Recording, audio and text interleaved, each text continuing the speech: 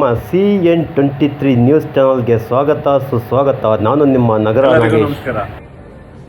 April 2ನೇ ತಾರೀಕಿಂದ 5ನೇ ತಾರೀಕು ತನಕ ಶಿವಮೊಗ್ಗದಲ್ಲಿ ಶೆಟ್ಟರ ಸಂತೆ ಒಂದು ಕಾರ್ಯಕ್ರಮವನ್ನ ವಿನೂತನವಾದಂತಹ ಪ್ರಯತ್ನವನ್ನ ನಾವೆಲ್ಲ ಸ್ನೇಹಿತರ ಬಳಗ ಸೇರಿ ಮಾಡಿದ್ವಿ. ಆ 4 ದಿನ ಅದ್ಭುತವಾದಂತಹ ಕಾರ್ಯಕ್ರಮ ನಡೀತು ಅಂತ ಅನ್ಕೊಂಡಿದ್ದೀವಿ.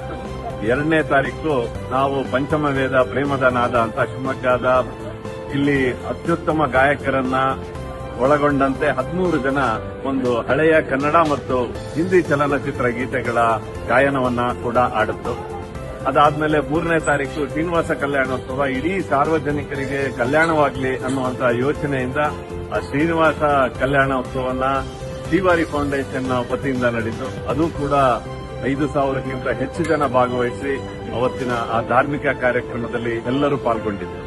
4ನೇ ತಾರೀಕು ವಾಸವಿ ಮಹಿಳಾ ಸಂಘದ ಸಂಭ್ರಮಾಚರಣೆ 50ನೇ ವರ್ಷದ ಸಂಭ್ರಮಾಚರಣೆಯನ್ನು ಕೂಡ ವಾಸವಿ ಮಹಿಳಾ ಸಂಘದಿಂದ ನಡೆಯಿತು. ಅದಕ್ಕೂ ಸಾಕಷ್ಟು ಜನ ನಮ್ಮ ಹಿಂದಿನ ಅಧ್ಯಕ್ಷರುಗಳು, ವಾಸವಿ ಮಹಿಳಾ ಸಂಘದ ಅಧ್ಯಕ್ಷರು, ಅಲ್ಲಿನ ಕಾರ್ಯಕರ್ತರು ಭಾಗವಹಿಸಿದ್ರು.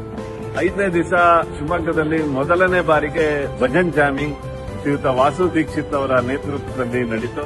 ಅದು ಕೂಡ ಅತ್ಯಂತ ಯಶಸ್ವಿಯಾಗಿ ನಡೆಯಿತು. ಶಿವಮೊಗ್ಗದ ಜನತೆ 4 ದಿನ ಈ ಕಾರ್ಯಕ್ರಮಗಳಲ್ಲಿ, ಸಾಂಸ್ಕೃತಿಕ ಕಾರ್ಯಕ್ರಮಗಳಲ್ಲಿ ಭಾಗವಹಿಸಿದ್ರು.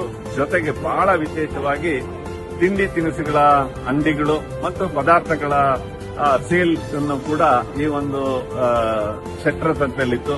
125 ಸ್ಟಾಲ್ಗಳಿತ್ತು. ಅಲ್ಲೂ ಕೂಡ ಶಿವಮೊಗ್ಗದ ಜನತೆ ಎಲ್ಲರೂ ಅಲ್ಲಿ ಭಾಗವಹಿಸಿ ಸಾಕಷ್ಟು ಪದಾರ್ಥಗಳನ್ನ ಪರ್ಚೇಸ್ ಮಾಡುವಂಥದ್ದು, ತಿಂಡಿ ತಿನಿಸುಗಳನ್ನ ಸವಿಯೋದು ಕೂಡ ಈ ಒಂದು 4 ದಿನದ ಕಾರ್ಯಕ್ರಮಗಳಾಯಿತು.